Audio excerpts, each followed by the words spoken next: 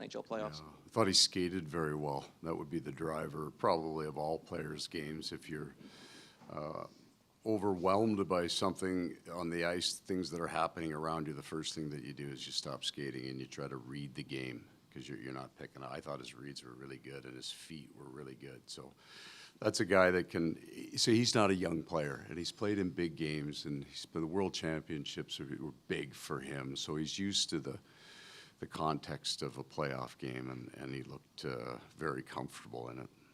Paul, between Brad, Seth, and Nico Sturm, your guys' three big additions at the deadline, seeing how quickly they acclimate your guys' system and how big they have come up for you guys in different scenarios so far this playoffs, just how big has it been to see those three new guys being able to make an impact for you guys?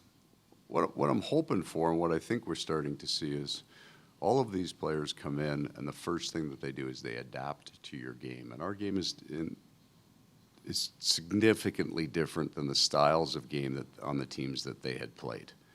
So they adapt to it. But what you really want is once that adaptation comes, they come back out and you get the player who they are. And I think that's what you're seeing. Yeah, Sturmey's a real strong penalty killer, straight line guy, can apply pressure on the puck. I thought Seth Jones skated in Game 4 as well as he has here. And that's who he is. He gets up the ice, he gets down the walls, he can make plays, but he can play a fast game for a big man. And Brad as well. I think in part with Brad, it's just once you get used to your line mates. And I thought Anton Lundell had a really important impact in Brad's game and the speed that he provided that line. So you got two guys then with speed to play with Brad, and he can find the holes and he can make those plays. But now you're seeing Brad Marchand's game kind of as it has been adapted to ours. We don't want to take away from any individual player's individual game. That's why they're here. We want to see their individual game. It takes a little while for the adaptation phase to go through, and then you start to see their almost personalities on the ice. Paul, most of the guys in your room have been there, experienced games where they have a chance to clinch a series and there's pushback from the other team. Happened in this building last season. Just how valuable is that experience, knowing what it takes to close out a series?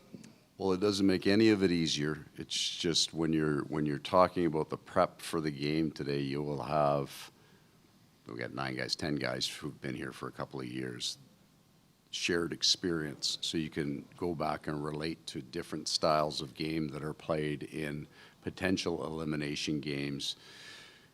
I think the emotional part is better understood to you coming to the rink, right? There's a major difference. You get up 3-0 on Edmonton, and that with the prize potentially at the end of the game, and we learned a lot. We got beat 8-1.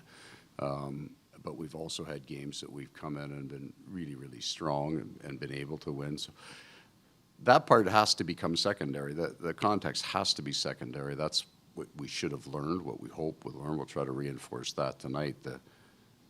The end result, it can't factor into the game is the most important thing tonight, the technical, fundamental parts of the game.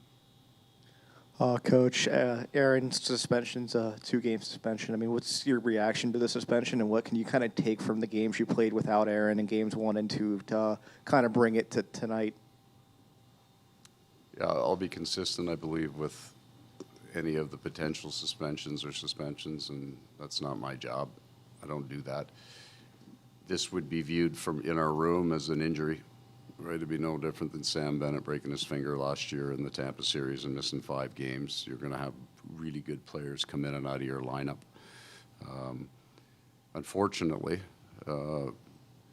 we've missed 20, whatever it is. It's 22 of the last 24 games or something. He didn't play anyway, so we're not used to him being in our lineup anyway. Fortunately, we have that experience now. We've had a really good defenseman that hasn't played for us, and we have not just a couple games on Uvis Belinskas. He played in the lineup straight through it and in the playoffs. So we have good depth in that for that. What makes that 4th win in a 7-game series the hardest? It's all emotion.